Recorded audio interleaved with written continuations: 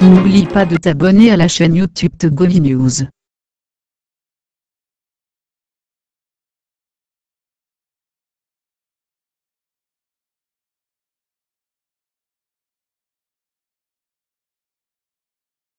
Pour que la démocratie progresse en Afrique, il faut nécessairement limiter les mandats à 2 ou à 3. Madame, Monsieur, bonjour. Bonjour à tous. Nous sommes très heureux de vous retrouver ce mardi matin sur la radio avec les confrères Ambroise Ponjo, le patron du journal des Guardians, Joël Lega, le patron du journal Fraternité, Acha Ibrahim Tanouveau et Fioklou Adanglenou du journal L'Enquêteur. Ensemble, nous reviendrons sur pas mal de sujets. Ce matin, on donnera beaucoup plus de temps à la politique avec le gouvernement qui annonce, vous le savez, les locales sans une précision sur les dates quand même. En attendant, bien sûr, la présidentielle de 2020 et les réformes constitutionnelles telles que réclamées depuis un bon bout de temps. L'opposition participera-t-elle à ces locales? Nous reviendrons sur le sujet, notamment la sortie du CAR après avoir rencontré le ministre de l'administration territoriale hier. Et nous parlerons également de comment redresser et remettre le Togo au travail. On en a parlé un petit peu avec les auditeurs ce matin. On remet le couvercle avec nos confrères en studio. Bienvenue. Retour en studio avec mes confrères pour le débat de ce mardi. Que l'Éternel bénisse le studio. Bonjour, Thioko Danglenou. Bonjour, Eric. Bonjour, Acha. Bonjour, Joël. Bonjour aux auditeurs et auditeurs de Taxi FM. Merci d'être avec nous ce matin. Acha, bienvenue, bonjour. Merci Eric et bonjour aux passagers de notre taxi et bonjour aux grands citoyens d'État de la plateforme Taxi Presse. Premium. Vous allez bien? Oui, je vais bien, par la grâce de Dieu. Bienvenue Joël. Merci. Que vous nous avez manqué mardi passé. Oui, bon, c'est l'homme propose, Dieu dispose. C'est bien ça. Et ça, vous le savez. Oui, on était dans d'autres activités toujours au service de la population. Oui, pour la beauté de l'information. Voilà, pour la beauté de l'information. Donc, voilà, toutes mes excuses à nos fidèles auditeurs que je n'ai pas eu le temps d'évacuer en temps. Très bien, non, c'est pas grave. C'est ceux qui ont compris. Nous, on va y aller. Vous savez, l'ATC a sorti un communiqué ces derniers jours où l'autorité, enfin, on va dire l'association des consommateurs du Togo, donne l'alerte par rapport donc à une augmentation des prix des produits de première nécessité dans les tout prochains jours. Alors, on a envie de se demander, est-ce que c'est de la blague ou c'est une réalité qui pourra intervenir d'un moment comme l'autre? Acha. Si c'est l'ALTC qui lance l'alerte, il faut dire qu'il faut prendre cette alerte au sérieux. Et d'autant plus que c'est l'association des consommateurs, c'est cette association qui vérifie d'une manière ou d'une autre l'évolution des prix et tout ce qu'il y a comme consommation dans le pays. Et donc si c'est cette association qui sonne l'alerte, c'est qu'elle a des raisons évidentes. Et le plus souvent, j'ai eu à le dire aussi par rapport aux taxes au niveau de l'ETR, il y a bon nombre d'importateurs qui se disent être à bout de souffle parce que les conteneurs et tout ce qu'ils amènent comme marchandises pour les décharger sur le marché togolais, les taxes reviennent encore plus chères et du coup, vous savez que ça augmente leur prix de revient et s'il faut vraiment vendre, il faudrait peut-être procéder à ces réajustements pour qu'ils puissent aussi avoir de la rentabilité, faire des bénéfices.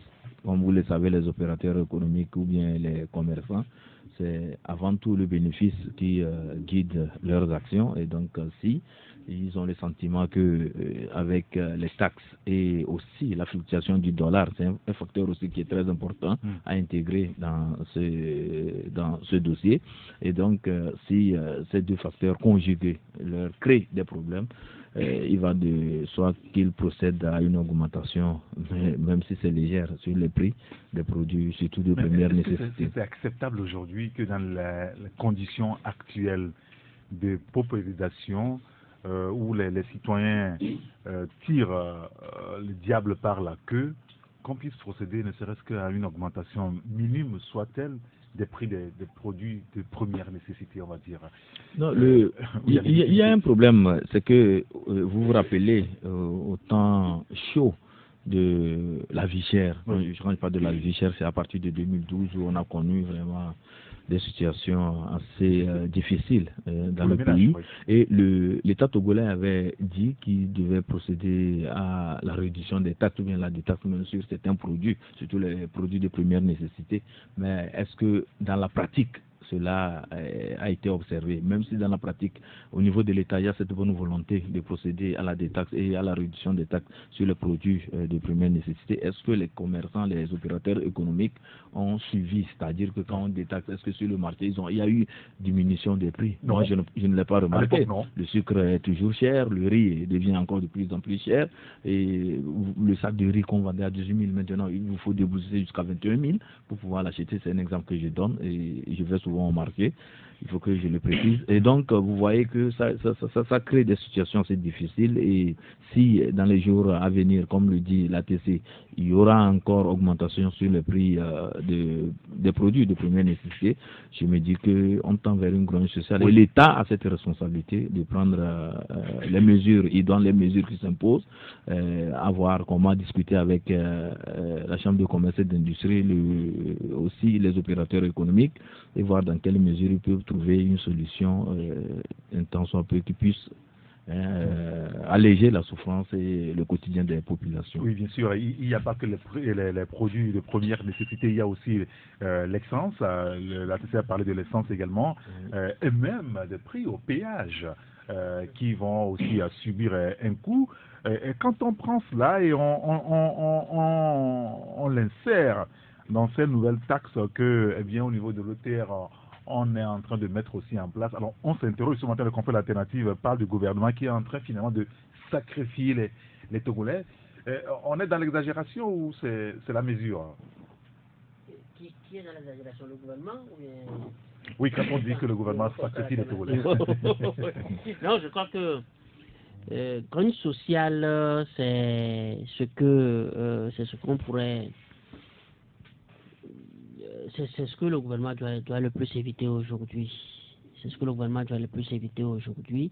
Et surtout en ce moment où on a la veille d'un scrutin, oui. On a la veille deux scrutins a priori, les locales et puis la présidentielle 2020. Et puis la présidentielle 2020. Alors moi je dirais que ce que la TC, le premier mérite de ce que la TC a fait, c'est d'avoir déjà créé une augmentation des prix auxquels on assiste sur le marché.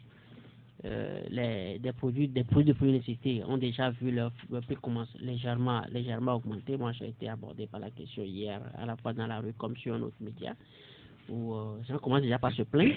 Rien qu'à l'annonce, la décision n'est pas encore prise. Donc, il faudra que le gouvernement, comme le Acha l'a dit, il faut que le gouvernement se ressaisisse, voir les besoins auxquels les besoins qui s'imposent à lui, comment les régler autrement plutôt que de l'appliquer sur la tête des consommateurs. Et s'il faut l'appliquer, mais comment l'appliquer?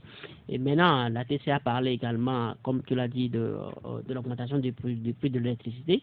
Mais bon, moi, aux informations, de l'essence, de l'électricité, etc. Bon, en ce qui concerne l'électricité, le prix du kilowattheure ne va pas changer.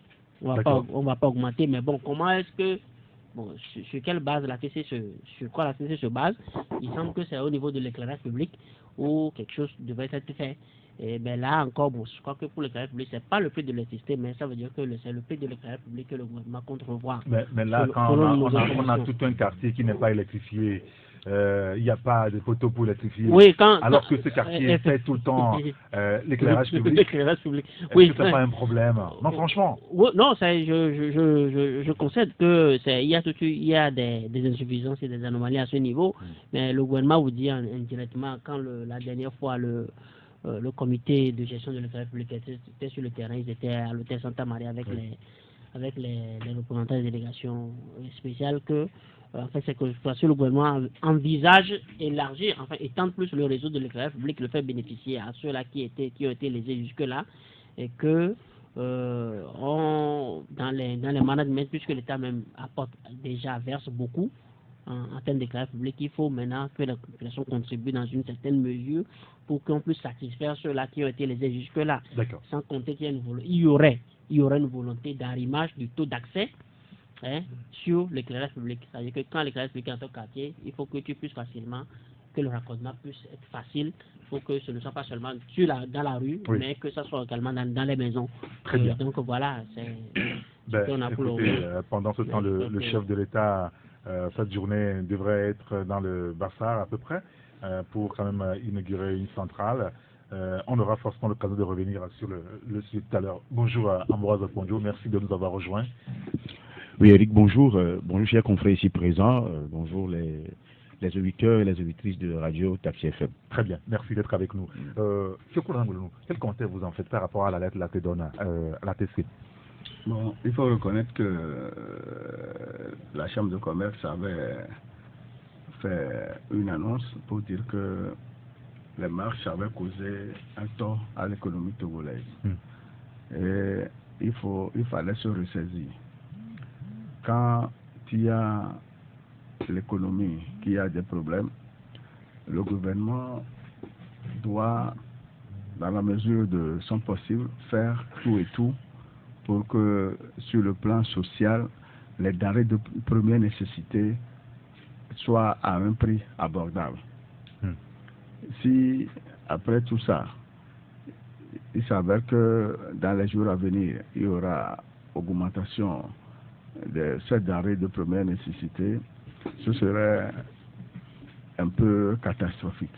Parce que depuis quelques mois, c'est difficile à joindre les deux bouts, que ce soit sur tous les plans. Il faut prendre en compte ce qui est dit. Si le chef de l'État dit que son dernier mandat tourne autour du mandat social, il faut que les actes soient concrets et qu'ils puissent montrer effectivement qu'il y a du social. Nous avons... Donc aujourd'hui, il y a une sorte de contradiction qui s'insère dans le mandat social. Dans le mandat social. Aujourd'hui, il faut dire les choses telles qu'elles sont. Nous ne pouvons pas, on ne peut pas accepter qu'on fasse une mauvaise politique pour que les Togolais descendent encore dans la rue. Ce qui avait occasionné le 5 octobre, tout le monde le sait. Nous venons de sortir d'une élection législative et nous avons les élections locales et présidentielles qui sont devant. Oui. Nous devons conjuguer les efforts, qu'il y ait une paix totale afin que tout soit accompli dans les meilleures conditions. Après le 20 décembre, on peut reconnaître que nous vivons une paix précaire.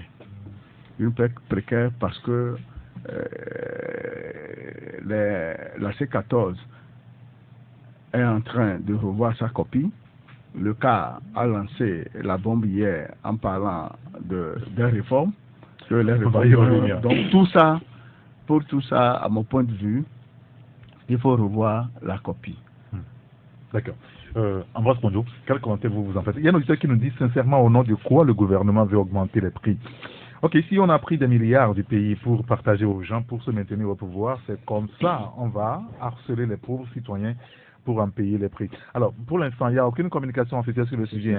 Il faut qu'on soit précis là-dessus. Il n'y a aucune communication officielle qui soit balancée dans l'opinion. C'est l'ATC, au vu des informations qu'elle a en sa possession, qui donne l'alerte et appelle le gouvernement togolais à ne pas aller sur ce terrain si, franchement, c'est sur sa table aujourd'hui.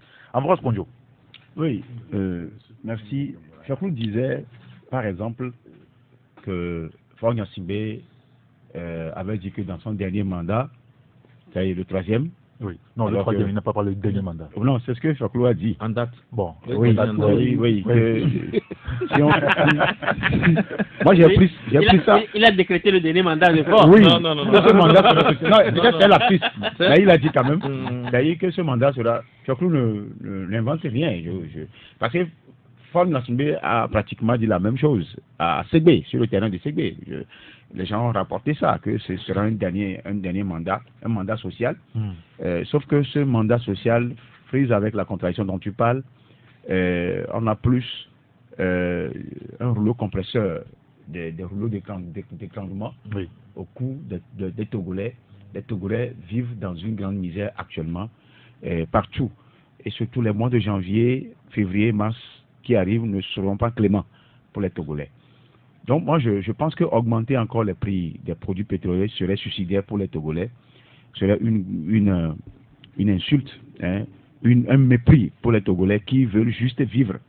Les gens ont leur atelier, leur shop, leur boutique qui sont fermés à cause des impôts.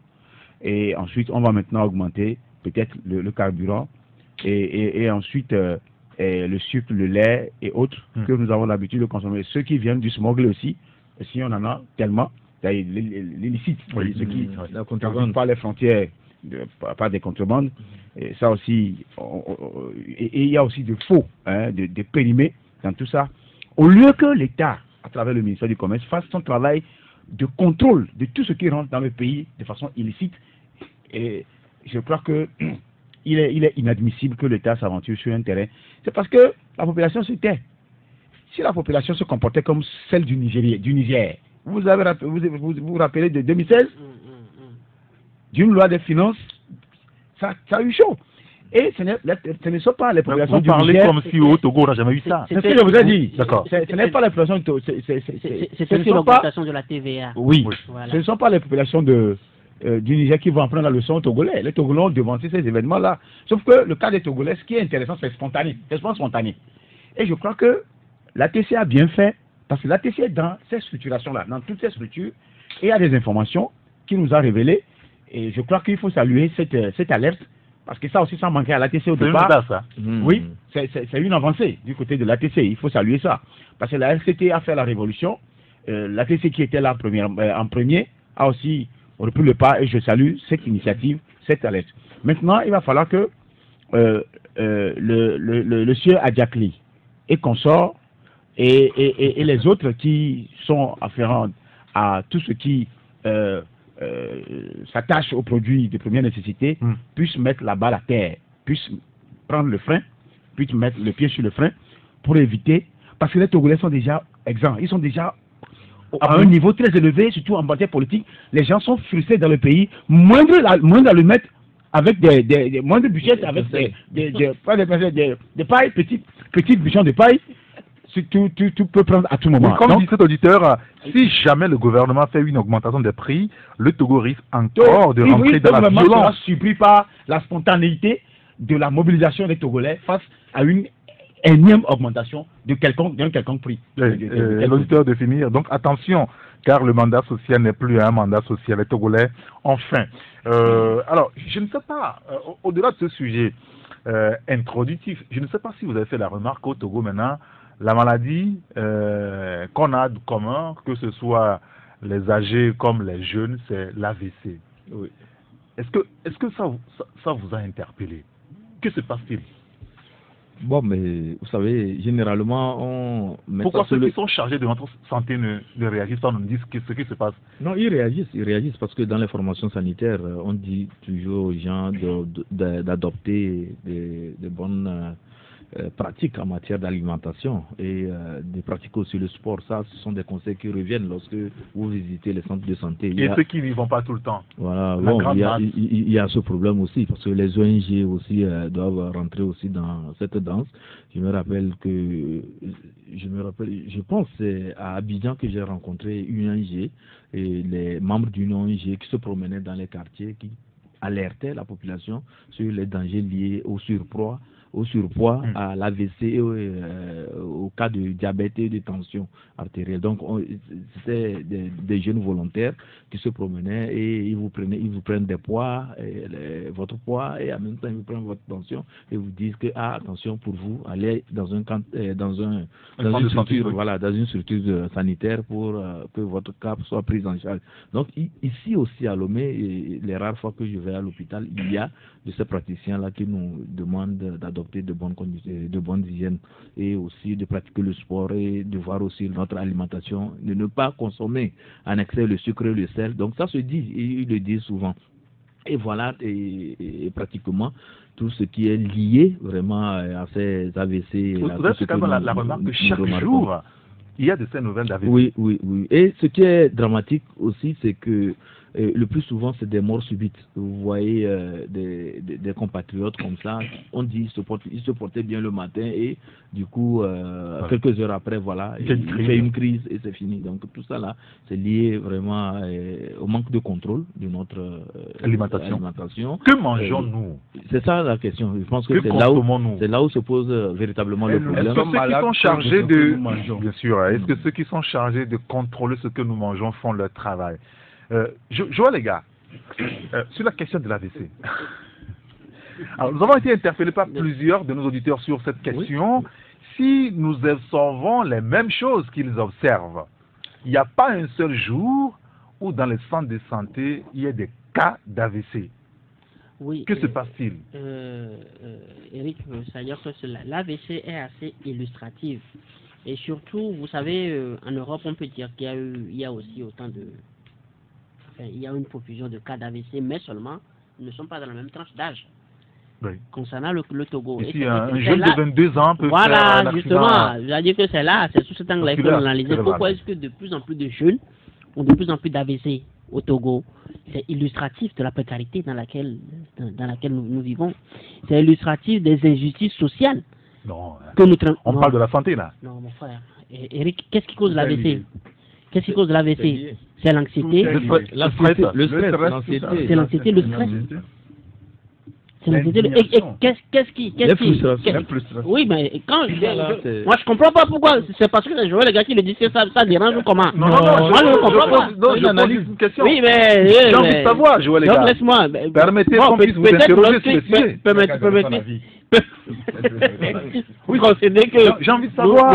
Nous on a. Vous voulez plus qu'on pose des questions? Non, mais pourquoi tu as dit? Pourquoi tu as dit non? Mais voilà que au moins d'autres confrères avec qui souvent on n'est pas sur la même longueur d'onde. Quand sais-tu? Allons-y, Joël. Allons-y. C'est aussi simple que ça. C'est l'anxiété, c'est le stress, c'est le. Ce n'est pas de l'inconfort, mais c'est cette indignation qu'on ressent à l'endroit de son pays, cette terre qui t'a vu naître, mais où certains, un groupuscule se refusent, ils se sont donné la mission de tout te refuser, parce que tu ne portes pas un nom, parce que tu n'es pas d'une certaine obédience, parce que tu ne portes pas une certaine couleur, etc. Et voilà, donc tout ça, là, ça conduit à l'AVC, parce que, et l'AVC des jeunes peut entraîner l'AVC des parents, parce que c'est pas facile de voir son fils, trimé à la maison, la trentaine dépassée, la quarantaine, et il est bien nanti. Vous en avez plein qui ont le master, qui sont diplômés, mais qui sont étudiants, qui ont tout leur sens, qui sont exploités dans la zone franche, comme mon confrère, un confrère l'a soulevé la semaine dernière, et qui sont cloisonnés dans les bureaux parce que le gars, il a la compétence, il a le mérite, mais on le reconnaît pas parce que, et donc tout cela, je suis d'accord que on ne peut qu'assister. C'est pas, en fait, c'est un constat difficile, c'est une décision difficile à faire. Mais on ne peut qu'assister à des cas d'AVC et tout ça colorait. Mais ce que moi je souhaiterais, c'est que il faut que quand tu n'as personne, quand tu n'as pas de médecin, quand tu n'as pas les moyens de sortir de ta situation, il faut se faire une mentalité. Il faut avoir une carapace dure. Non, c'est une carapace dure, mais il faut avoir une mentalité forte. Il faut cultiver le positif. Il faut cultiver le positif. Parce que c'est ça le seul rempart qui te reste. Il faut être optimiste, positif et se dire. C'est difficile. Oui, c'est difficile, mais qu'est-ce que tu veux, mon frère? Parce que le problème est que, à part les coups que nous recevons, nous-mêmes, on s'attribue des coups. Parce que tu ne demandes pas ce que tu as le Togolais te dit au point comme à quoi. Ou bien. Les gens sont tellement négatifs.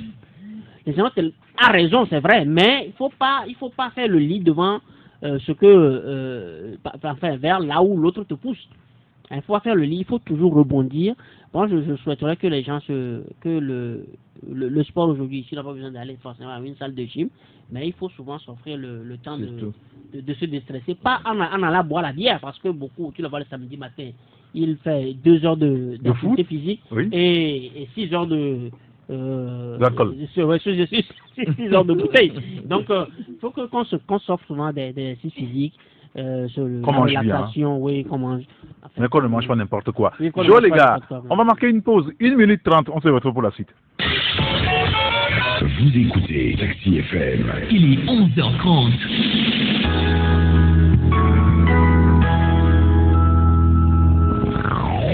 Tout de suite, la pub. Découvre la nouvelle formule de sa radio, le 12300.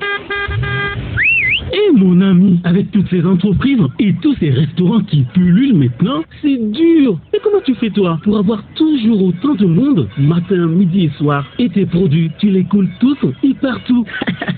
Même la nuit, les gens coquent chez moi. Il faut être malin, mon ami, et avoir de l'avance sur ses concurrents, c'est primordial. Pour ce faire, j'ai opté pour le 12300. Bah c'est quoi cette histoire de 12300 à la fin? Ça tombe gris-gris. Donc toi, tu n'es pas au courant. J'ai souscrit à une grosse promotion sur Taxi FM. Cela me donne droit à des spots publicitaires qui passent continuellement dans les meilleures émissions. Et oui, je passe aussi des communiqués comme je veux. Tout ça avec 12 300 francs CFA seulement, mon frère. Waouh! Avec 12 300 francs seulement, et ton téléphone n'arrête pas de résonner, et même ta boutique est constamment pleine. Taxi FM, j'attends plus. Bah j'y vais. Souscrit avec 3 900 francs CFA à la nouvelle formule 12 300 de Taxi FM. 12 300 de Taxi FM. Avec Taxi FM, vous payez moins cher et vous faites de bonnes affaires. Faites vite votre réservation. Le nombre de places est limité. Pour toute information, appelez le 90 08 92 51. 90 08 92 51. Date limite de souscription 12 300 le 28 février 2019. Retour des titres dans un instant sur Taxi FM. Taxi FM.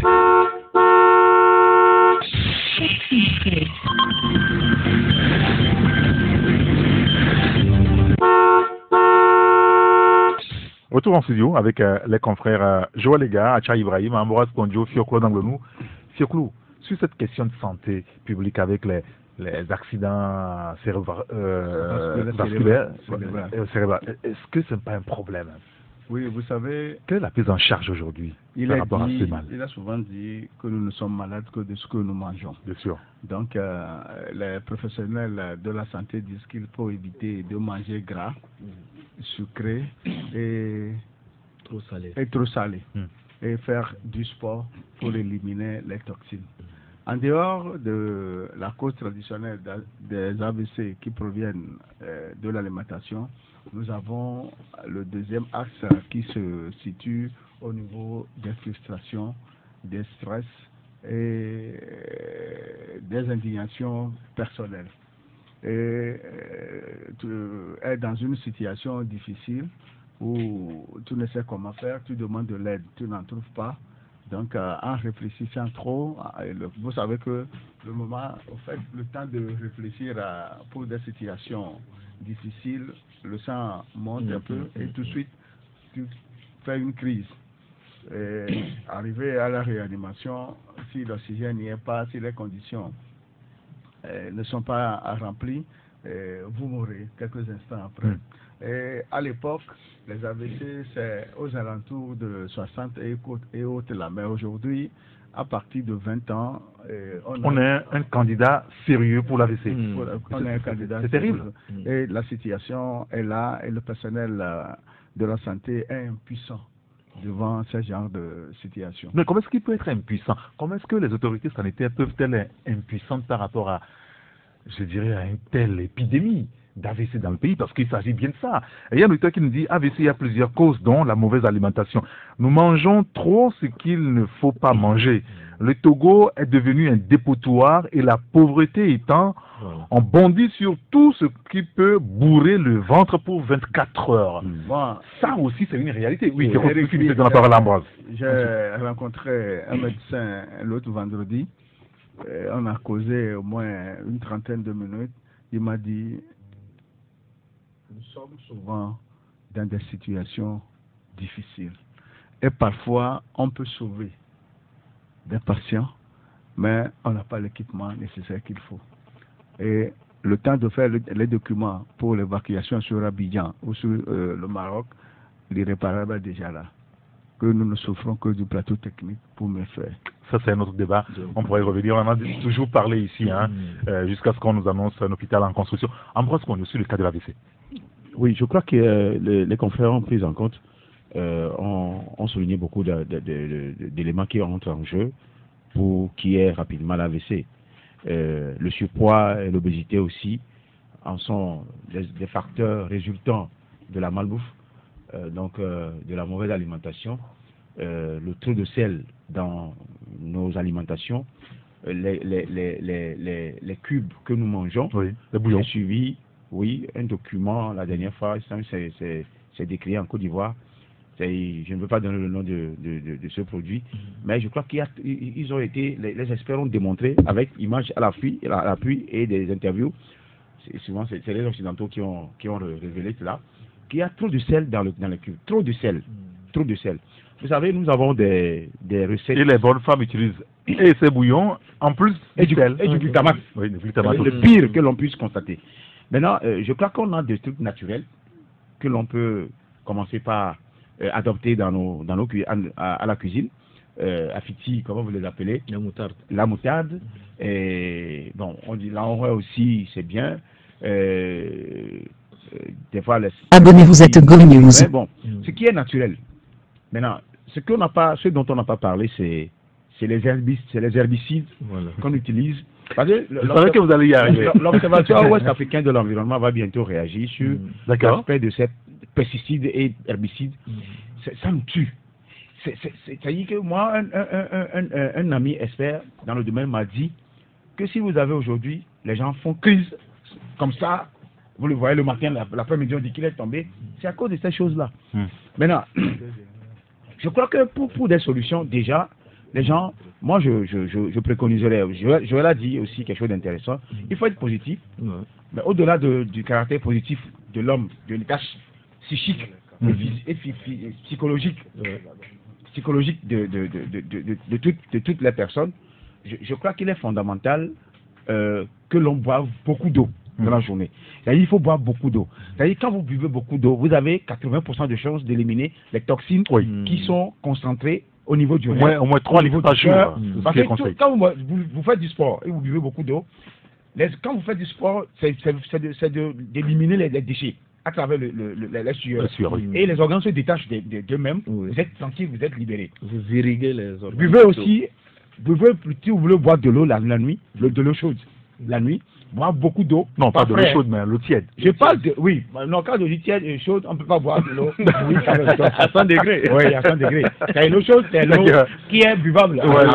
Bien sûr. Donc, vous buvez de l'eau, ça ramène l'état de température de votre organisme et ça le conforte avec l'état psychique de votre âme. Parce que l'âme et le corps sont ensemble. Donc, buvez d'eau. Beaucoup d'eau le matin, à midi. Si c'est 4 litres, 5 litres, buvez suffisamment d'eau. Vous éliminez par la sueur et par les urines. Je vous dis que vous avez 90% de chances de ne pas être malade pendant 1 an, 2 ans, 3 ans. Ce que je vous dis, c'est naturel. C'est vrai qu'il y a des recettes que je ne peux pas préconiser ici. On me dira que Ambroise le prophète est devenu consultant. Voilà. Ambroise est devenu il faut en faire une consultance. Oui, non, professeur agrégé à médecine. Et sa prophétie, ce qui est sûr, c'est que même médecin me dit, toi tu devais être médecin. Parce que c'est vrai que pour traiter un mal, il faut le diagnostic. Si toi-même, déjà tu arrives à savoir ce que tu as comme mal, mon frère, tu n'as pas besoin de solution. Oui. Donc aujourd'hui, les populations ont plus besoin de solutions. C'est ce que les médecins ne font pas. Et souvent, ça se dit que quand on va vous préconiser la solution, est-ce que vous viendrez encore à l'hôpital pour être traité? Ça aussi, c'est un danger pour la population. C'est-à-dire, le médecin public peut remonter. Quel est l'objectif? Pour éviter tant. Ils ne le font pas. Attends, je vais te dire.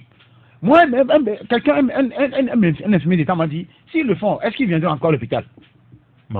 Quel est l'objectif? C'est de soigner, oui ou non? On veut de l'argent. On est un médecin togolais ici qui traite le cancer, qui est obligé de quitter le Togo à la va-vite. Tu le connais? Donc, c'est des choses qui sont là. Donc nous on préconise la solution, buvez beaucoup d'eau la journée, 5 litres, 6 litres c'est possible. Le soir, prenez l'eau tiède avant de dormir, mais pas trop d'eau dans la nuit. Vous vous réveillez tôt le matin, prenez encore un demi-litre d'eau, 5 heures du matin. Je vous dis que ce serait rare que ces mal-là vous attaquent. Très bien. Et il faut être positif, tel que Joël l'a dit. Oui, bien sûr, il faut toujours être positif dans la vie. Il faut qu'on aime. Il faut s'entraider. Même si c'est difficile, justement, sur cette question, il y a un auditeur qui veut demander à Joël, peut-on rebondir quand on marche dans la boue? Bon, d'accord. Alors, sur la question de la santé, il faut trouver un ressort. Un auditeur qui nous dit, pour la santé, il y a beaucoup de produits importés qui contiennent trop d'hormones et de produits chimiques dus donc au, ce qu'Ambroise vient de dire, aux pesticides et engrais. Un autre auditeur qui nous dit, au-delà du manque de contrôle de notre alimentation, il faut d'abord le contrôle de tout ce qui rentre dans ce pays comme aliments. Les huiles, voilà, les arômes, le genre cuivre et consort, comme vous avez dit avant. Ensuite, il y a aussi cette forte utilisation des engrais et des herbicides dans l'agriculture. Aujourd'hui, au niveau de nos hôpitaux, il n'y a pas vraiment un plateau technique adéquat pour une prise en charge efficace des AVC. Et c'est vrai, bien dommage. Pour ce que l'auditeur vient d'envoyer là, il ne faut pas oublier que c'est le ministère du Commerce extérieur qui doit s'occuper de tout ça. Alors ça fait plusieurs années, ce département, la direction du commerce extérieur ne réagit pas véritablement. Ne réagit pas véritablement. Et c'est un problème. Il faut revoir tout ça. D'accord, très bien. Oui, Acha. Oui, et concernant l'alimentation, je pense qu'il y a un phénomène qui se passe actuellement au niveau du grand marché. C'est des produits dont les origines même sont douteuses. Vous voyez des Nescafé, on vous dit que c'est du café, mais a priori, quand vous voyez... vous touchez à ça, vous touchez à ça, ça n'a rien à voir avec du café, mais on dit que c'est du café, on sert aux gens, les gens en prennent. Les arômes dont faisait cas un de nos auditeurs, et sans oublier aussi les jus, parce qu'actuellement c'est une prolifération de jus, de toutes sortes sur le marché. On vous dit que c'est bio, c'est quoi, mais quand vous touchez à cela, ça n'a rien à voir avec le fruit dont on le réfère. Donc il y a tout ça là aussi qu'il faut voir. Et en dehors de ça aussi, il y a l'autre aspect que je voulais toucher, c'est l'hygiène de vie. Vous allez voir des messieurs qui reviennent du sport, le corps très chaud, mais ils prennent du jus glacé ou bien de l'eau glacée qu'ils boivent. Ça entre en contradiction avec la température intérieure. Bien sûr. Et ce que ça crée, la suite, ce sont les AVC. Sans oublier que quand vous allez aussi sous une douche, vous revenez du soir, vous courez, vous êtes sous une douche, vous mettez de l'eau en même temps de la tête, mais par la tête, ça descend. Ça vous crée aussi des problèmes. C'est pourquoi les médecins recommandent que lorsque vous êtes dans la salle de bain et que vous voulez vous douchiez, il faut faire un effort pour commencer par les pieds. C'est vrai que c'est difficile à le faire, mais cela est très important pour notre santé. Et je connais un médecin qui dit toujours qu'il faut toujours se doucher avec de l'eau chaude. Voilà. Jamais avec de... Pour être à l'abri de tout. Oui, allez-y, Joël. Non, Eric, quand tout à l'heure, mon ami Jacques parlait la section commerce intérieur. Commerce intérieur, direction du commerce intérieur. Voilà, commerce intérieur au ministère du commerce. Mais notre commerce est chapeauté par qui? Le commerce est géré par qui? D'abord, le plus gros pourvoyeur, c'est le club des Syriens, des Libano-Syriens. Oui, et enfin, les Indiens, à qui les Indiens ont classé son jeu aujourd'hui. Et derrière eux, c'est les barons. Derrière eux, c'est les barons. Pourquoi on fait autant de conflits au niveau de la chambre du commerce, et à la fois au niveau du patronat aujourd'hui? Juste parce que il y a ceux-là qui ne connaissent rien en affaires, n'ont aucune éthique, qui veulent aujourd'hui chapeauter ces instances-là, qui sont les interlocuteurs directs avec le pouvoir. Est-ce que vous voyez? Et maintenant, sur le marché, on nous amène n'importe quoi. On vient de mettre sous le témoin la question du riz. On l'a oublié encore un peu. Bon, on l'a mis, comment je le dis, on l'a mis sous le témoin. Qui sont ceux qui amènent ce que Acha, Saliti, tous ces jus-là? Quand tu vois derrière, ce ne sont que des prêtres, non, mais c'est eux, c'est les mêmes qui ne veulent pas que l'alternance arrive. Quand tu vois tout ça, les questions de l'AVC est liée indirectement. C'est pourquoi moi je dis le problème du Togo, et ça se résume à trois mots: l'alternance, la redevabilité et la vérité, la culture de la vérité dans dans nos maisons, jusque dans notre culte, dans notre, comment vous l'appelez, dans la cellule familiale, il faut qu'on ramène la culture de la vérité. La culture de la vérité et la culture du partage. Mais c'est en cela que se résume le problème togolais. Si on réussit aujourd'hui à faire l'alternance, celui qui viendra, il sait que non, il va se soumettre à une épreuve d'évaluation dans 5 ans devant le peuple. Mais pourquoi est-ce qu'il va pas mieux assainir le commerce, il va pas veiller à ce que les Togolais, d'abord le groupe de pression vont avoir plus de marge pour agir, parce que la TC s'est contentée de communiquer, parce que la TC n'a pas les moyens de compter. La TC va organiser un sitting, LCT, c'est ça? Oui, voilà. LTC va organiser un sitting, on va les mater, etc. Tout cela, ça se résume en alternance. Il faut que l'alternance arrive pour qu'on assainisse mieux. Vous permettez qu'on lise encore 2 messages et puis on va passer à notre sujet très rapide, parce qu'on a 2 sujets très importants aussi à évoquer. Il y a un auteur qui nous dit quant au fait de boire de l'eau, le maximum médical par jour est de 2 litres. Nous précise donc l'auditeur. L'excès risque de causer des dommages rénaux. L'essentiel aussi de boire un verre d'eau avant d'aller au lit, nous dit donc l'auditeur. Il y a un auteur, lui c'est un médecin, il s'appelle docteur Eddy, qui nous dit: Monsieur le journaliste, s'il vous plaît, évitez de créer ou d'entretenir cette psychose autour des produits dits naturels ou bio. Par exemple, la température de l'eau qu'on boit n'a aucun effet sur son absorption. L'organisme a son propre mécanisme de régulation. On n'a pas dit le contraire. Oui, mais c'est pas une raison aussi de ce truc-là. Non, mais excuse-moi, Eric, quand il dit qu'on arrête de raconter ça sur ce qui est, tout ce qui est bio, aujourd'hui, c'est prouvé que les tomates concentrées qu'on a sur le marché, il n'y a plus de tomates concentrées bio. D'abord, qu'est-ce qu'on appelle bio? Le bio, c'est quand tu le prends directement, tu le consommes. Voilà. Une fois que c'est passé à la conserve, ce n'est plus bio. Et les tomates concentrées aujourd'hui, il y a une vidéo qui va passer même sur... sur la chaîne Canal. Non, je suis d'accord avec vous, excusez-moi de vous contredire, Joël, mais quand même au champ, on utilise des engrais, des pesticides. Oui, justement. Le drame avec les tomates, c'est qu'il y a des révélations comme quoi c'est la pomme de terre qu'on essaie d'écraser et on met un peu de colorant et on dit que c'est de la tomate. Il y a un grand reportage bientôt sur les chaînes Canal, c'est-à-dire que tout ce qui nous est amené, je donne même le nom puisque le nom est déjà divulgué, la meilleure tomate qu'on apprécie sur le marché aujourd'hui, Gino, produit italien. Il n'y a rien d'italien, il n'y a que l'emballage qui est italien, tout vient de la Chine et non, il n'y a rien d'italien. Vous voyez les laits que nous consommons aujourd'hui dans les cafétérias, parce que le cafétéria est devenu le restaurant des pauvres aujourd'hui. Les laits, il n'y a rien de laitier dans ce que nous consommons comme lait. Donc ça, c'est pas un secret de production. Le lait, c'est du manioc, c'est le jus du manioc. Oui, mais attends, si tu veux boire du bon lait, le lait qui vient du Mali et du Niger, ça c'est du bon lait. Mais non, mais eux ils ont, je parle sérieusement, bon, du Mali, de lait, ils ont même des apparents, ils ont directement de la vache, des vaches là-bas. Oui, mais le paradoxe c'est que moi, je vais réagir par rapport. Il a dit quelque chose d'important. Quand il parlait du commerce extérieur, c'est Chakou qui l'a sorti, il a rejoint. Moi j'ai voulu revenir sur l'aspect qu'il a relevé, c'est ceux-là qu'on prend pour diriger nos chambres de commerce aujourd'hui.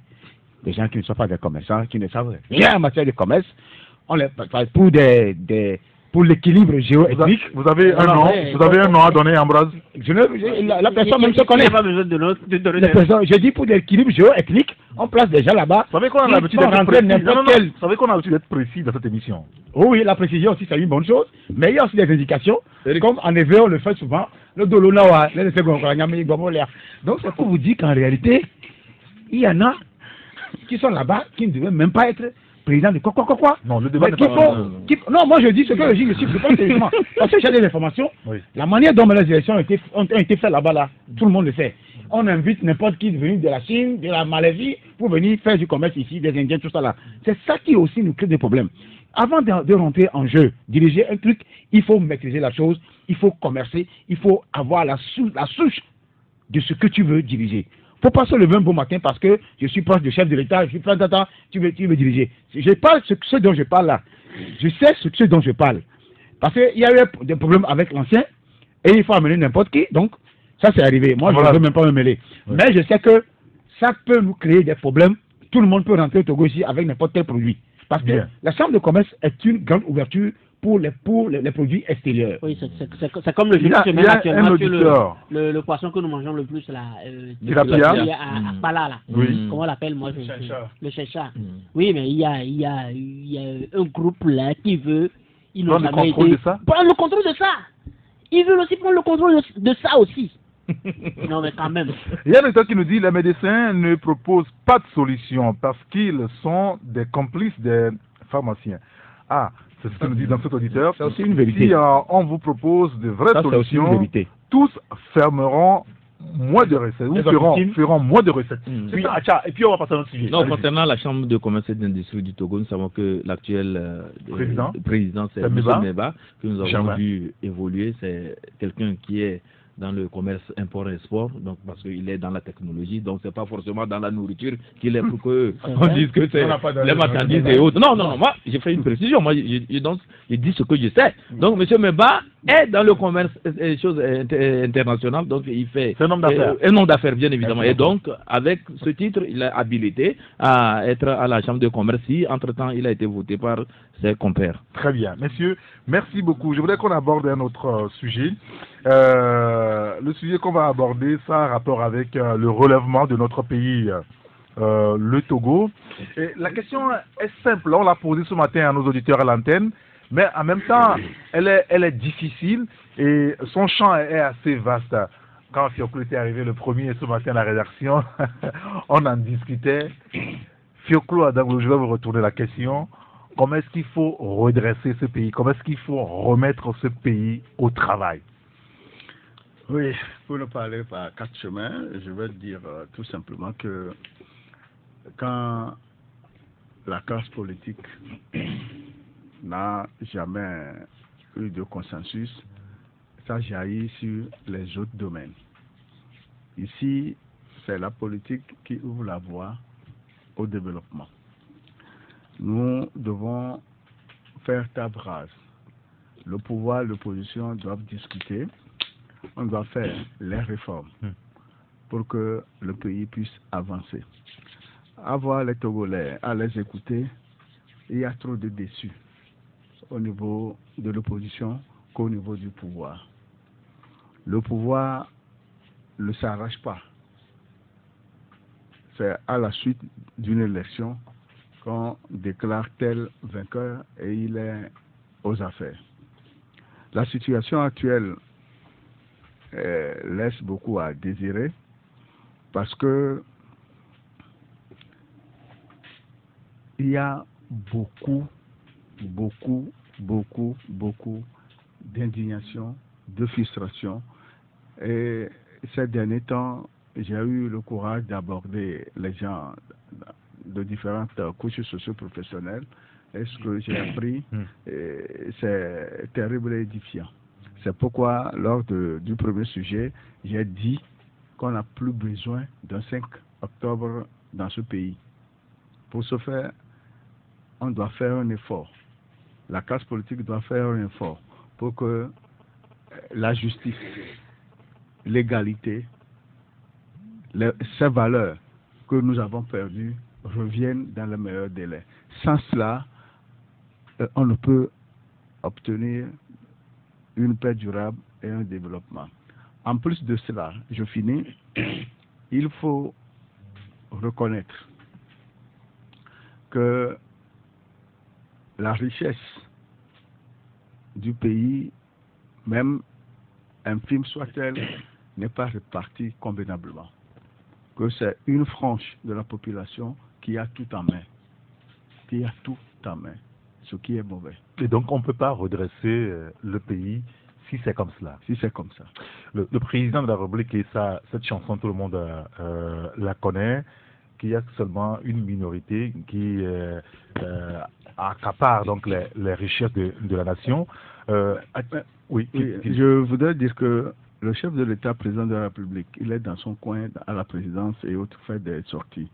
Ses collaborateurs qui ont pour devoir de marquer leur passage au niveau des ministères, au niveau des directions, ne font pas l'essentiel. Ils sont au service du peuple, mais à voir tout ce qui se passe, il y a des scandales financiers. Rien ne se fait. L'impunité qui est au-dessus de tout. Alors que quand un commis d'État ou un préposé d'État commet un acte, il doit être puni conformément aux lois de la République.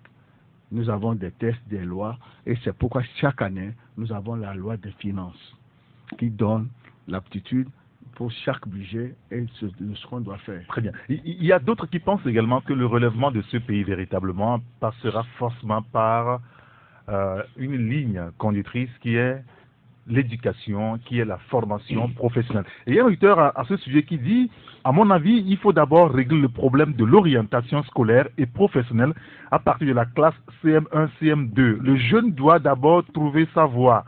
Toute la suite est une question de volonté et de sensibilisation. L'entrepreneuriat doit commencer depuis l'école primaire. C'est un processus. Cela ne se décrète pas. Dommage que dans notre pays, tout est politisé. Que Dieu bénisse le Togo, nous dit donc l'auditeur. Je vous en ferai d'abord Ambroise, je vous en donnerai un petit. Je pense que c'est très pertinent. Moi, j'ai toujours soulevé le problème de l'éducation à la base, de la formation à la base. Vous savez, l'inadéquation entre la formation et l'emploi est devenue aujourd'hui une évidence terrible auquel l'on ne peut pas, on ne peut plus le cacher. C'est-à-dire que j'ai l'impression que le système français nous a tellement détruits, à part quelques substances qu'on peut en bénéficier, il y a tellement de choses qu'on ne gagne pas. Et c'est en cela que je salue au moins ceux-là qui se démerdent. Pascal Abouvé, qui est de l'IJD, qui se débrouille aussi du côté de l'entrepreneuriat. Il y en a d'autres personnes qui essaient de mettre ce grain-là. La dernière fois, j'ai suivi, on a publié un document, le ministère de l'enseignement technique et le ministère de l'enseignement primaire, tout ça, on a publié un document sur l'éducation, sur l'entrepreneuriat ou quelque chose comme ça. J'ai trouvé ça intéressant. Même la morale dont on parlait, c'est au niveau des collèges. Nous, on avait pensé que ça doit commencer par le primaire. Donc, cet élément-là, la formation, l'injection même de ces notions-là au niveau des enfants de CE1, depuis le CE1. Parce que le CE1, c'est là où commence véritablement l'école. Parce qu'il faut apprendre, il faut mémoriser pour rendre. Donc, si l'enfant commence à savoir déjà, comme au Ghana, c'est comme ça, hein. Déjà l'enfant arrivé au 6e, from one, même ils ont maintenant la DSS, ils arrivent en 4e, ils savent déjà comment coudre quelque chose, soit ils sont tailleurs ou cordonniers. On avait ça à l'école, la couture. C'est vrai que nous, on a fait ça. Nous, on avait fait ça. Moi, j'ai fait la couture. On n'en fait plus. On n'en fait plus. Gâteau flan, tout ça là, dans l'enseignement ménager, on a appris beaucoup de choses. On prend l'œuf, on prend de l'huile, on fait mayonnaise. Il faut qu'il y ait encore les potagers, les écoles encore du potager, non? Non. Et les enseignants là qui nous avaient enseigné ça, c'est-à-dire que le système a tout balayé par la force des choses. Aujourd'hui, nous avons que des enfants voyous, mais que les parents m'en excusent, des enfants avec des Walkman et des casques. Même quand tu siffles, même, ils te regardent même pas. Les enfants qui viennent avec du pain à l'école, Android, ils finissent l'école à midi, ils vont chez leurs copains, ils rentrent à l'école le soir. Donc c'est ce genre de comportements qui ont remplacé l'essentialité, c'est-à-dire former les enfants depuis la base, depuis au moins le CM2. Depuis le CM2, c'est vrai que par le passé, il y a des travaux manuels, les enfants apprenaient tout ça là, mais il faut ramener ça et ramener la morale. La morale dans les cours, dans les curricula de l'enseignement. À partir de ça qu'on peut redresser ce pays et le remettre au travail. On va continuer le débat tout à l'heure. La destruction des mœurs est tellement explosive que si l'on ne prend garde, dans 10 ans, on aura fabriqué plus de délinquants que des gens conscients. On va marquer une pause puisqu'il est 12h sur la radio. Taxi Presse avec Joël Lega, Ambroise Pondio, Fiokolo Adanglonou et Acha Ibrahim. Avant de la retrouver pour la suite du débat, nous sommes en liaison avec la rédaction et c'est avec Amen Assignon. Bonjour Amen. Bonjour Eric Gator. Merci de nous avoir rejoints, en tout cas à l'antenne ce matin. Vous êtes au programme pour Taxi Midi, 12h45 Amen. Oui Eric, revue annuelle de l'Organisation Ouest Africaine de la Santé ouverte ce mardi à Lomé. Il s'agit de 3 jours de travaux pour faire le point des projets réalisés. Projet également en cours de réalisation, celui de la rénovation de la morgue du centre hospitalier universitaire Sylvanus Olympio. Jusqu'alors, les travaux ne sont pas achevés. Qu'est-ce qui cause cela? Gilles Gbagba s'est rendu sur les lieux, son constat à 12h45. Et puis dans le registre politique, on parlera des travaux de construction de pistes rurales dans le canton d'Adé-Tikopé. Une action des députés unir du Grand Lomé en guise de remerciement à leur base électorale. Oh, vous développerez tous ces titres tout à l'heure à 12h45 dans moins de 40 minutes maintenant.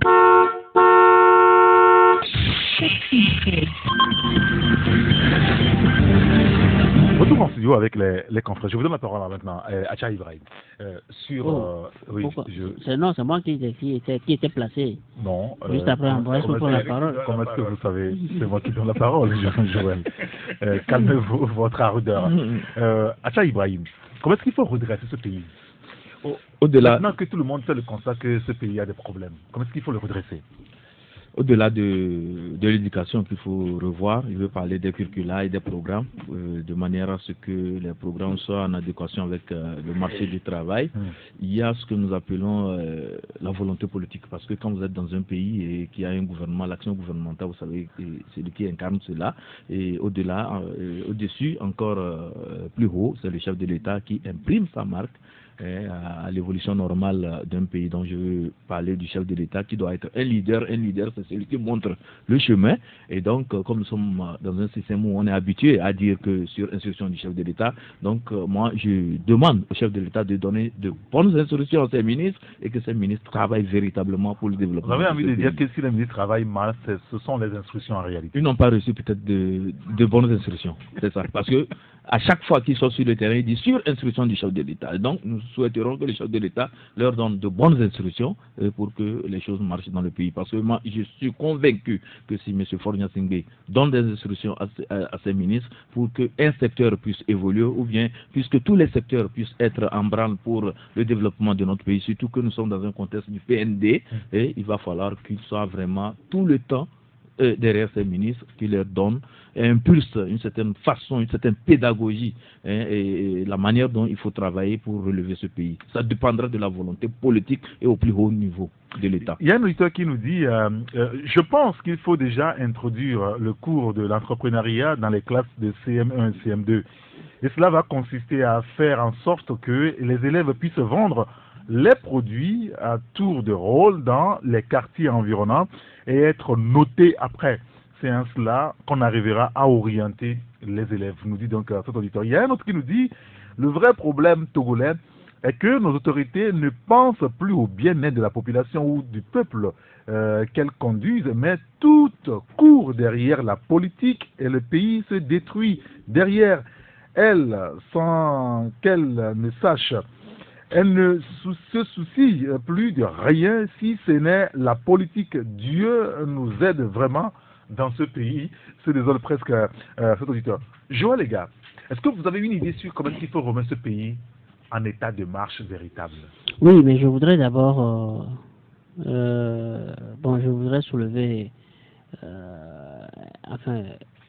m'arrêter sur un paradoxe. Tout à l'heure, Amen, quand elle annonçait les titres, elle a dit qu'elle a parlé d'aménagement des pistes dans le canton de Djagolé, que c'est l'œuvre des députés. À Déticopé, oui. Est-ce que c'est les députés qui financent l'activité ou comment? Ou bien, le parti finance et eux, ils s'arrogent la paternité de l'activité. C'est un paradoxe. Bon, ça, il va falloir qu'on écoute le journal. Ok, d'accord. Maintenant, non, mais il n'y aura pas grand-chose. On connaît le système. Alors, parlant de l'obligation de remettre le pays debout, l'auditeur qui a écrit tout à l'heure parlant de la nécessité de créer, de développer l'entrepreneuriat, de développer l'entrepreneuriat à l'école. Oui, mais c'est une chose. Vous savez, quand vous créez un jeune entrepreneur sur les bancs au Ghana et vous le créez au Togo, soyez sûr que s'il part au moins sur le même point, 3 mois après, le Ghanéen sera à des années-lumière de son confrère, du pays francophone. Pourquoi? Parce que nous trimballons le CFA. Bon. Parce que oui, mais attends, non, excuse-moi. C'est entre autres raisons, parce que moi j'ai été choqué la fois dernière que le ministre Bawara dise que non, que la question du CFA n'a rien à voir, ne dépend pas forcément, ne prend pas en otage le développement économique, la politique monétaire, etc. Mais quand le taux d'intérêt nous sont imposés par l'extérieur, quand les formalités, quand les formalités d'accès au crédit sont édictées par l'extérieur, c'est comment, c'est-à-dire que en langage facile, c'est ce que le professeur Gakou nous toujours dit, qu'il dit que quand les règles, la règle du jeu économique n'est pas édictée par nous-mêmes, mais soyez d'accord que nous restons dans un cachot où la clé est détenue par par le geôlier. Et comme ça, qu'on ne soit pas étonné que l'entrepreneur qu'on crée au Togo, soit toujours, il patine toujours, il traîne toujours parce qu'il a des difficultés de financement, etc. Il a des difficultés à exporter son produit parce que sa monnaie ne s'utilise pas facilement, etc., etc. Donc maintenant, au même moment, je voudrais quand même prendre l'exemple de certaines autorités que moi je critique souvent pour dire qu'au moins, en termes de remettre le pays debout, ils considèrent l'exemple parce que l'exemplarité, c'est aussi une source d'émulation, d'émulation et de culture de la compétence. Voilà, par exemple, quand je prends le ministre Bawara ou d'autres jeunes ministres qu'on a mis dans le gouvernement, quand vous les voyez, comment ils se défendent, mais ça te stimule. Ça inspire confiance. Ça crée de l'envie, ça crée de la stimulation. Mais on va se rendre compte que depuis 2015, Fora carrément rompu. Vous parlez des modèles. Oui, des modèles. Des modèles qui poussent. Qui tirent vers le haut. Voilà, effectivement, merci beaucoup. Qui tirent vers le haut. Or, tout ce que nous avons fait depuis 2015, c'est le nivellement vers le bas. C'est un nivellement vers le bas. Le gouvernement qui est sorti de la présidentielle 2015, c'est le gouvernement le plus rétrograde qu'on nous a offert. Des barons déjà qui étaient déjà rangés dans les placards, on les a oubliés, on les a ramenés ministres. Et c'est quelques jeunes qui étaient là, soit on les a sortis ou bien on les a confinés dans un petit coin, juste parce que Faure Gnassingbé est rentré dans une posture où il est rentré dans la posture de conservation, quoi qu'il arrive du pouvoir. Mais quand vous le faites comme ça, on a beau tout dire dans les écoles, vous aurez du mal à avoir l'excellence. Parce que les gens se rendent compte que le mérite n'est pas respecté. Mais tous ceux qui sont aujourd'hui à des postes de décision aujourd'hui, ils sont là plus par militantisme, par clientélisme donc dans ces conditions, on ne peut pas relever ce mérite. Oui, mais attends, mais quand vous prenez même les leaders, comment est-ce que les leaders d'opinion sont gérés? Comment notre corporation est gérée? Comment est-ce que la corporation est gérée? Ceux qui font du bon travail, est-ce qu'ils sont reconnus? Mais quand on donne l'argent du contribuable, c'est ceux qui jouent de clientélisme, ceux qui font du militantisme, ceux qui font la délation, c'est eux qu'on encourage. Donc moi je dis, en cela, et maintenant, dans un cadre macro, vous allez voir par exemple tous nos pays francophones, qui vont en partage le CFA, je ne dois pas forcément sur le CFA, vous allez voir que, par exemple, quand vous voyez dans les budgets d'État, à peine 4-5% sont consacrés à l'éducation et à la santé. Parce que ces budgets sont contrôlés par l'ex-colon qui ne veut pas que nous, on élève le niveau de l'éducation, qu'on finance plus l'éducation. Vous allez voir, on est en train de construire un hôpital. On parle d'un hôpital de référence. Mais allez voir combien de professeurs agrégés nous avons encore au Togo. Combien l'État finance. La dernière fois, lors de le dernier concours d'agrégation à Libreville, mais il y a eu près de, je crois, une cinquantaine de Togolais qui ont postulé, mais l'État a dit non, que le budget ne nous permet pas de prendre en charge, qu'on aura du mal à vous payer. On a réduit l'effectif. Pendant que le Sénégal, la Côte d'Ivoire, d'autres là ne font qu'augmenter leur effectif. Et donc, quand tout cela, remettre le pays debout, ça dit qu'il y a l'exemplarité, il y a le respect du mérite, la culture de la compétence, comment l'appelle-t-on, le taux d'accès au crédit, parce que pour que je développe une entreprise, pour engager des gens, pour donner l'exemple, c'est tout un paquet. C'est tout un paquet, sans compter maintenant nous-mêmes nos valeurs dans nos maisons. Il y a un auteur qui nous dit il faut qu'à partir du collège jusqu'au lycée, on insère un programme pour nous apprendre un métier, comme on le fait au Ghana. Nous sommes sortis il y a de cela 3 ans de l'université de Lomé, mais rien de signal.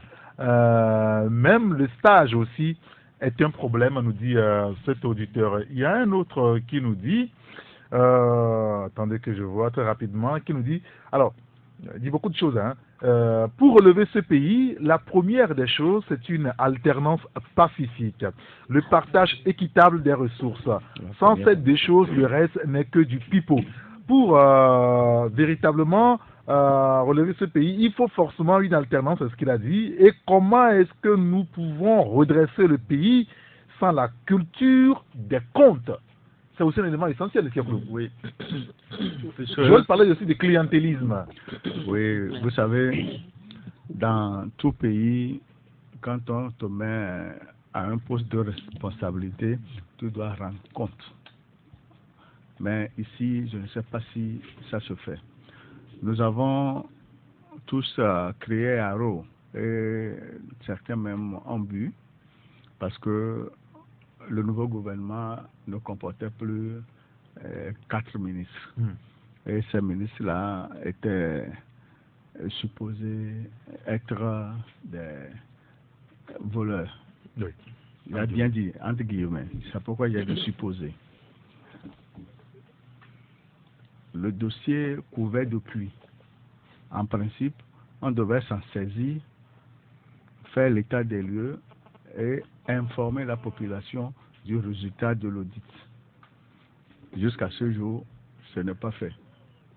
C'est pourquoi les Togolais sont souvent désabusés, sont aigris parce que l'impunité y est. Bon, il y a un auditeur qui nous dit qu'il a fait son baccalauréat au Bénin, en République du Bénin. C'était très intéressant, l'école béninoise, me dit l'auditeur. Nous avons des ateliers de menuiserie, de couture et de cuisine dans les établissements.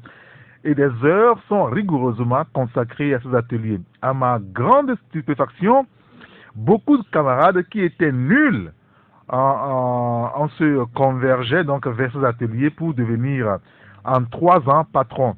Le système togolais doit être foncièrement revu. Nous en supplions le président. Au Bénin, nous nous retrouvons en groupe de 10 pour produire la leçon à base des documents fournis au préalable par le professeur. Cela permet à tous de comprendre. Nous dit donc cet auditeur. Oui, moi, je voudrais juste d'abord. En fait, ce que l'auditeur dit, c'est pas que ce n'est pas fait ici. C'est fait au lycée technique. Moi, j'ai fait le lycée technique. Il y a nos collègues de série industrielle, le TI, Chaudron, tout ça là. C'est facile. Il y a de l'atelier. Ils sont souvent, les électroniciens, ils viennent en matériel. Parce qu'ils se plaignent. Il y a le matériel.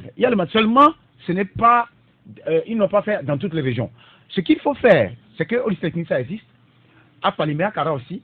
Surtout au niveau pour la maçonnerie et autres menuiseries, c'est à Kara, dans la zone Kara. Mais ici, au lycée technique, il suffit d'y aller à vers 10 heures. Vous allez voir les gens quitter la salle de cours théorique pour entrer en atelier avec blouson bleu. Pourquoi on ne généralise pas tout oui, ça? c'est maintenant, il faudrait que le ministre Terou Babien, c'est ça non, puisse soumettre ce projet au gouvernement pour généraliser, avoir l'aide des Indiens ou des Chinois. Pour, oui. Mais vous ne les aimez pas, Ambroise? Non, moi je n'aime oh non, qui te dit que je n'aime pas? Le problème des Chinois, tout le monde le sait, ils sont trop nombreux chez eux là-bas, ils viennent, ils foutent n'importe quoi ici. Les Indiens sont bons. Les Indiens sont bons, même les Indiens font de façon efficace. Maintenant, s'ils prennent l'expertise de ces pays émergents-là, ça peut nous aider. Le transfert même de la technologie sera plus facile. Donc, généralement, dans toutes les régions, ce qui se fait au lycée technique, même dans les coins, chez moi, à Michintabe, ils peuvent le faire. À Kolokop, ils peuvent le faire. Même à Paratao, ils peuvent le faire. Là, les jeunes qui sont sortis sans issue pour trouver un emploi dans le public ou devenir, comment vous l'appelez, ministres, forcément, eux, ils vont gagner leur vie. Ils vont gagner leur vie.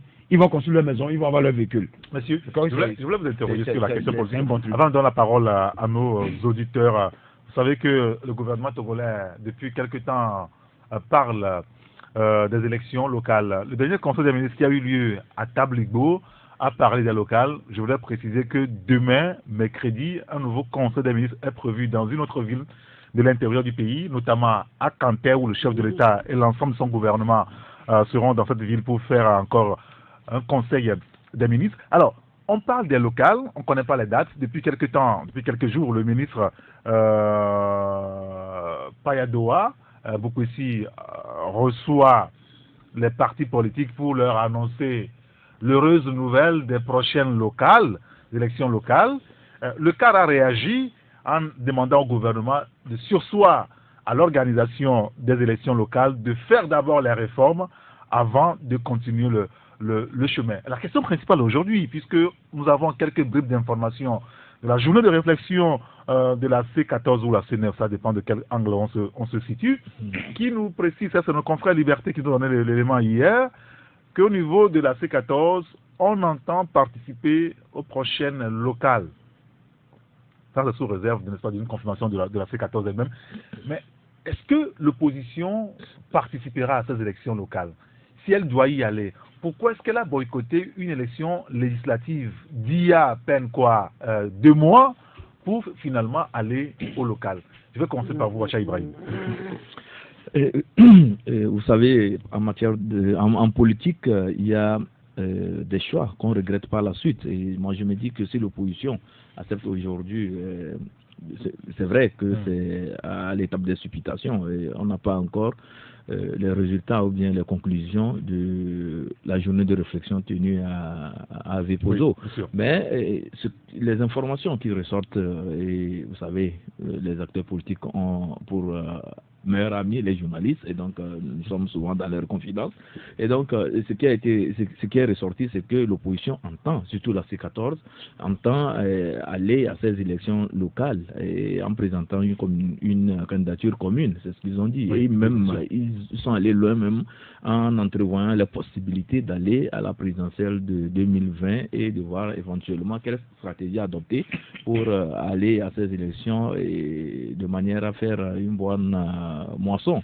Mais par rapport à ces locales, vous savez que nous tous, nous l'avons souhaité parce que les dernières élections remontent à 1987 et ceux que nous avons aujourd'hui qui font office de maire, ce ne sont pas des gens à proprement parler qui tirent... Abonnez-vous à Go News. Donc, il va falloir qu'on aille à ces élections locales pour qu'on ait des élus locaux, des gens qui puissent prendre à bras le corps la question du développement de nos communes et de nos communautés, de nos préfectures à la base. Voilà. Et donc c'est important. Si le gouvernement annonce cela, je pense que c'est déjà une très bonne chose parce que nous allons connaître ces élections. Mais avant d'aller à ces élections, il y a les préalables. Donc il faudrait que le gouvernement voit par rapport à la composition de la CENI et voir éventuellement s'il y a un cadre réglementaire par rapport à ces locales. Parce qu'on ne va pas se lever parce que ce sont les locales.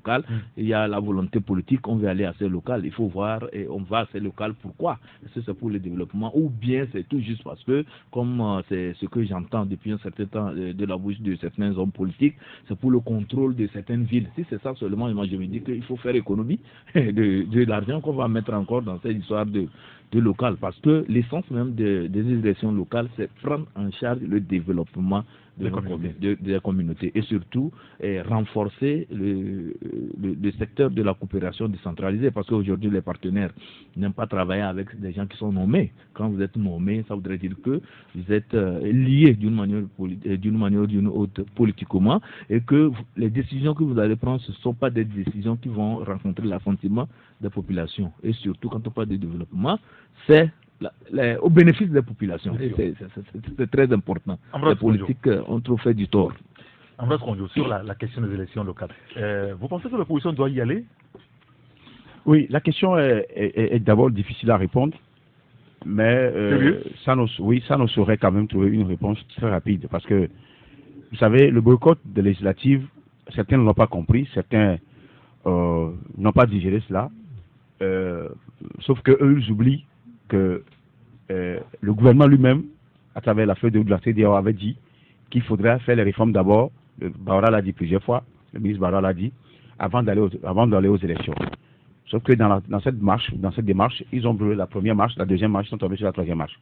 Et ils ont fait les élections. Ça, c'est déjà du temps perdu et de l'argent perdu, parce que il y en a qui sont à l'Assemblée actuellement. Kodjo l'a dit, qu'ils ont été nommés. Kodjo aussi, Kodjo là aussi. Vous aussi, vous le dites très souvent. Moi, je l'ai dit depuis que ces gens-là, c'est comme si on a pris un papier pour écrire les noms. Toi, tu vas rester ici. La preuve, Abbas Bonfo a crié dans le Bassar ce que cherche un député du net à Bassar. Et personne ne connaît Abbas Kabo, mon grand frère. Lui, c'est mon grand frère, à Gaï. Mais il a été élu député. Bon. Maintenant, les élections locales. Je crois qu'avant d'aller à ces élections, il va falloir des préalables. il faut d'abord que la CENI soit reconstituée sur la base de cet accord qui a été signé entre le pouvoir et l'opposition togolaise, c'est-à-dire la C14, du retour des 8 à la CENI. Parce que quand certains me parlent de la loi du code électoral, moi ça me pose un problème sérieux parce que le code existait avant que cet accord supranational vienne s'imposer aux autres. Raison de plus d'appeler les autres à venir rejoindre la BAC, sauf que des préalables n'ont pas été faits, c'est pourquoi la C14 n'a pas rejoint la CENI. Maintenant, la CENI, le problème de la CENI n'a pas été résolu. Le fichier électoral n'est pas corrigé. Nous risquons d'avoir les mêmes schémas de nomination au niveau des mairies, comme ça s'est fait au niveau de l'Assemblée nationale. Donc aujourd'hui, je crois que boycotter ces élections locales aussi serait aussi dangereux. Parce que depuis 87... Donc il y a un dilemme aujourd'hui. C'est ce que je dis. Il faut y aller sans les réformes. C'est cela je dis que ce serait difficile. Y aller... C'est difficile. Maintenant, y aller avec les résultats sur papier ou y aller parce qu'il est sûr que l'opposition aura gagné des grandes agglomérations. C'est sûr parce que les gens sont tellement frustrés que rien qu'à voir les 3-4 personnes qui étaient alignées devant les bureaux de vote au cours des législatives, tu comprends que quand l'opposition va y aller, les gens iront sanctionner même le pouvoir dans les urnes. Aussi, faudra-t-il avoir les cartes de lecteurs? Oui, sauf que la fraude, ils vont encore frauder pour donner quelques miettes de députés, de maires, comment vous l'appelez, à l'opposition, alors que l'opposition chercherait d'ailleurs à avoir les réformes faites d'abord avant de ces élections. C'est quoi le quel commentaire vous avez fait? Et puis, vous avez 2 minutes, Joël aussi aura 2 minutes et on donnera la parole ensuite aux auditeurs. La C14 a intérêt à aller à ces élections locales pour pouvoir commencer l'apprentissage de gouvernance. Depuis... il y a des gens qui connaissent la gouvernance de la C14. Depuis, il ne projetait que pour le poste de président. Et il faut avoir d'abord les mairies, avoir son conseil municipal, prendre les décisions et savoir comment ça marche. Ce serait une première. Parce que à comparer nos opposants par rapport aux autres, ils n'ont pas l'habitude de commencer, de faire les premiers pas comme il fallait. Et c'est l'occasion pour elle d'en profiter. Bien. Joël, les gars. Non, je crois que il faut que la C14 obtienne au moins le minimum avant d'aller à ces élections. Ça suppose quoi le minimum? Oui, la réforme et la recomposition de la CENI. La réforme et la recomposition de la CENI, sinon qu'on va assister encore, comme beaucoup le disent, comme moi je l'ai toujours dit, à un club de conseillers municipaux et préfectoraux. C'est un club d'amis, comme nous avons un club au Parlement aujourd'hui. Donc, parce que il faut qu'on soit clair. Le pouvoir n'a aucun intérêt à ce que l'opposition participe à ces élections. Même si le pouvoir contrôle 80% de la machine, ils savent que même les 80% ils ne contrôlent pas parce que la base est plus difficile à maîtriser que ce qu'ils ont fait pour les députés. Ils ont fait l'expérience avec les agents électoraux que eux-mêmes ils ont nommé, même leurs propres fils sont allés les trahir dans les bureaux, les trahir dans le bureau de vote. Donc ils savent que la base est plus difficile, mais ils ne maîtrisent pas la base. Donc le pouvoir n'a aucun intérêt. Le plus grand pire est que l'opposition ne participe pas. Donc il faut que l'opposition leur reste collée au cul, mais que l'opposition obtienne le minimum avant d'aller. Les réformes et notamment par exemple la recomposition de la CENI, même de ces décompositions, de ces décollements. Mais également, je dis, si en évaluant les choses, l'opposition a toutes les chances d'obtenir l'alternance en 2020, l'opposition ne perd rien à ne participer pas à ces locales. Parce que de toutes les façons, l'alternance en 2020 amène à une remise à plat de tout ce que nous avons. Le Parlement, les locaux, etc. Tout ça, on fait une remise à plat. Donc, s'ils trouvent que non, ils ont assez de rebonds pour faire dégager le système en 2020, donc il vaut mieux se concentrer sur 2020 et économiser ces énergies-là parce que les locales, c'est aussi des moyens, c'est aussi des sous. Bien sûr, et donc, si on arrive à obtenir 2020, à obtenir l'alternance 2020, donc c'est pas la peine, il faut se croiser les bras en 2020. Alors, on va maintenant donner la parole aux auditeurs. C'est sur le 93, 96, 99, 99 ou le 99, 20, 09, 59. Vous savez qu'on a abordé pas mal de sujets ce matin. Il y a un auditeur qui se prononce sur la question politique qui dit faire analyse de la non-participation de la C14 aux législatives sans tenir compte du paramètre CEDEAO revient à faire fausse route. La C14 avait placé sa confiance en la CEDEAO qui était censée peser pour obtenir des conditions optimum d'organisation des élections législatives. Aujourd'hui, face à l'échec de la CEDEAO, je ne vois pas en quoi la C14 ne va pas reprendre elle-même son bâton de pèlerin et donc participer à ces élections locales n'a rien de surprenant, dit donc l'auditeur. Est-ce que nous avons un au téléphone avec nous avant de le recevoir? Un autre auditeur qui nous dit s'il vous plaît, ces conseils des ministres qu'organise le gouvernement de Fort Gnassingbé de région en région, ça coûte à peu près combien pour les contribuables togolais? Bon, on ne connaît pas le prix. Merci beaucoup. On va prendre monsieur, vous mettez vos casques, s'il vous plaît. Allô? Allô, bonjour. Allô? Allô, bonjour. Oui, bonjour. Maglo. Monsieur Maglo, nous vous écoutons. Oui. Vous demandez tout à l'heure si l'opposition va participer au local. Oui, bien sûr. Vous avez posé la question comme si l'opposition avait également boycotté les législatives. C'est le bruit qui court sur les réseaux sociaux. Certains sont partis très vite en besogne en disant qu'après avoir boycotté les législatives, maintenant on se prépare, notamment l'ANC se prépare à participer au local, que c'est une trahison. Vous avez repris ça plus ou moins. Non, l'opposition n'a pas boycotté comme ça. Disons, ils ont toujours dit qu'ils ne vont pas boycotter. On les a poussés à boycotter les législatives. Ça, vous comprenez bien. Et la question est de savoir même avec quel recensement on va procéder au local. Je ne sais pas s'ils ont pensé à cela. Parce que le recensement qui doit servir au local ne devait pas être la même chose pour les législatives. Ça, je crois qu'ils le savent très bien. Est-ce qu'on va reprendre encore ces recensements? Dans la logique, ça devait être ça. On devait reprendre parce que on ne va pas prendre comme on l'a fait pour les législatives. Abbas Kawa se retrouve à Daï et Jéri Tama se trouve à Esmono. Ici, il est question que vous soyez du milieu, que vous ayez fait les preuves qu'on vous connaisse. C'est de ça qu'il s'agit. D'accord, alors, très bien. Pour répondre à la question, oui, très rapidement. Si, l'opposition, la C14, va participer au local, je dis que si les mêmes conditions se réunissent, si les mêmes conditions de boycott, d'empêchement, je crois que l'opposition ne doit pas participer au local. D'accord, très bien. C'est la logique. Si, par exemple, on leur dit, vous allez prendre l'ancien recensement là, qui est ce qui a servi aux législatives, pour les locales, je crois que, honnêtement, ils doivent vous refuser. D'accord. Et ça, je crois qu'on ne leur envoie pas. Merci beaucoup, M. Maglo. On a compris l'essentiel de votre pensée. Passez une excellente journée. On va donner la parole à un autre auditeur qui est au téléphone. Allô? Allô? Oui, bonjour.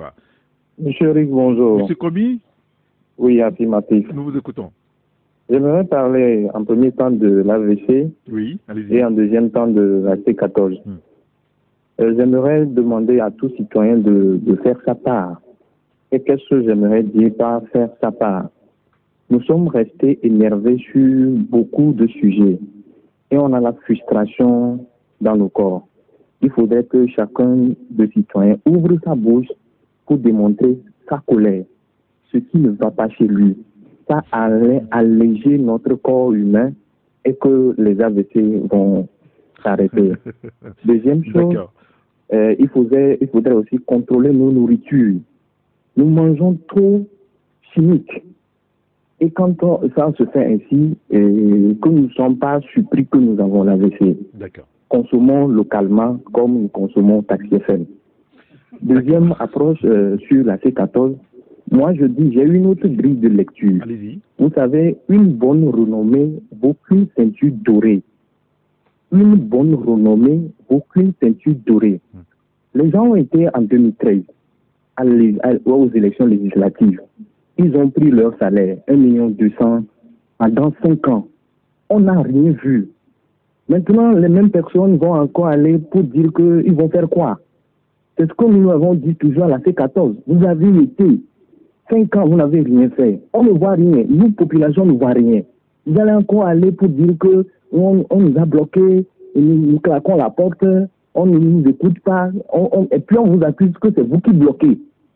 Laissez l'opportunité, ils n'ont qu'à faire. Puisque les conditions idoines pour participer à une élection démocratique, on ne l'a pas. C'est ce qui va se présenter aussi au local.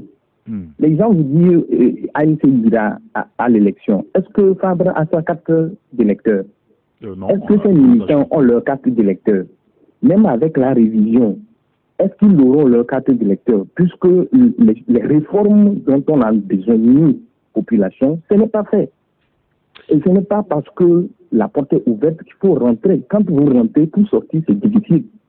Moi, je préfère qu'on ait des hommes togolais qui ont de bonnes renommées que de ceintures dorées. Merci beaucoup, M. Komi. Merci de nous avoir appelés. On va prendre notre auditeur, mais ce message est un auditeur qui nous dit la CENI est contestée par la C14. La Cour constitutionnelle n'est pas reconstituée. Les réformes constitutionnelles et institutionnelles ne sont pas faites. Aller à ces élections locales pour cette opposition est clair qu'ils ne font que tromper et trahir le peuple qui le suit. Il y a un autre auditeur qui nous pose la question. Si la C14 veut participer aux élections locales, comment ferait-on pour le recensement? Parce que bon nombre de leurs militants n'ont pas de carte d'électeur. Allô? Allô? Oui, allô, bonsoir, oui. Eric. Bonjour, cher ami, nous vous écoutons. Quel est votre nom? C'est Albert de Kitoki. Nous vous écoutons, Albert. Oui, vous avez parlé de d'ailleurs, vous pouvez va appeler les ministres pour leur... Il a commencé par recevoir les partis politiques. Il a reçu l'AMC, il a reçu le CAP. Pour leur montrer la date des élections locales. Non, pas la date, mais il a averti que très prochainement, il y aura les élections locales. Voilà. Je voulais savoir quelle sera maintenant la réaction des députés qui criaient haut et fort lors des campagnes que leur première réaction à l'Assemblée nationale, c'est des réformes. Non, les députés là sont en vacances. Ils sont en vacances. Ils sont en vacances. Ils vont reprendre qu'en avril. Merci beaucoup, Albert. Merci de nous avoir appelé. Un auditeur qui nous dit est-ce qu'on doit être forcément natif, c'est-à-dire autochtone d'une commune pour briguer un poste au local et même aux législatives? La réponse est non. Il y a ces derniers temps des regains des tribalistes sur la scène politique togolaise. Ça me fait mal, dit donc l'auditeur. Nous avons encore 2 petites minutes pour prendre un dernier auditeur. Allô? Allô? Allô? Oui, bonjour. Bonjour. C'est monsieur? Stéphane. Nous vous écoutons, Stéphane, très rapidement. Oh, c'est pour participer à l'émission. Vous êtes à l'antenne, Stéphane. Oui, bon. Juste, moi, j'ai une inquiétude, quoi. Allez-y. Oui, juste pour demander, par rapport à l'invitation du ministre aux partis politiques, là, qui sont déjà allés. Entre-temps, ils avaient dit que, au moment chaud même de choses, du dialogue, le ministre les avait invités, ils ont dit que qu'il n'est pas habilité, non? Le Premier ministre. On a reconduit le même ministre. Bon, maintenant, il est habilité à les inviter. On me semble que ce n'est pas dans le même contexte. On parlait du dialogue à l'époque où c'était chaud. Enfin, vous l'avez dit tout à l'heure. Et c'était, je pense, à la primature également que le débat là, cette convocation avait été programmée. Mais Stéphane, merci beaucoup, on a compris. Merci de nous avoir appelés. On ne prendra plus d'auditeurs. Et il y a cet auditeur qui nous dit tous les partis au Togo doivent aller au Ghana, à côté ici, pour se faire recycler. Ils ne font pas recensement à leur niveau, n'organisent pas de primaires. Toujours, c'est congrès, nous dit donc l'auditeur. Messieurs, je pense qu'on va devoir s'arrêter ici pour aujourd'hui. Pour le relèvement du Togo, nous dit l'auditeur, il faut régler l'injustice sociale et le reste viendra de soi. Dans le cas contraire, c'est la révolution en 2020, nous dit l'auditeur. Par quel moyen, il n'a pas précisé. Je ne pense pas que ils vont revoir le système éducatif togolais car ils vont toujours nous former, laisser après, payer des motos, nous camper. Alors, dans 5 ans, vous ne voyez pas que la jeunesse togolaise serait paresseuse car au lieu d'apprendre un métier, c'est zémigeant.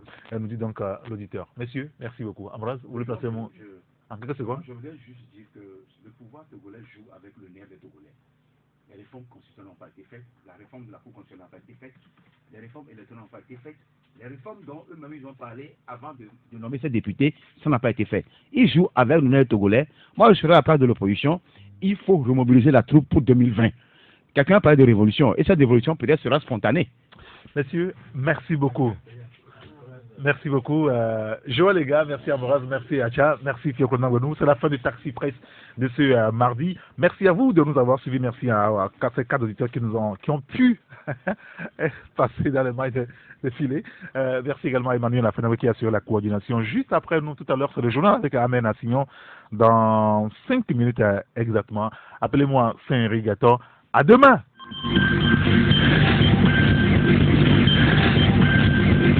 Merci d'avoir regardé la vidéo, abonne-toi et partage la vidéo sur les réseaux sociaux, Facebook et WhatsApp.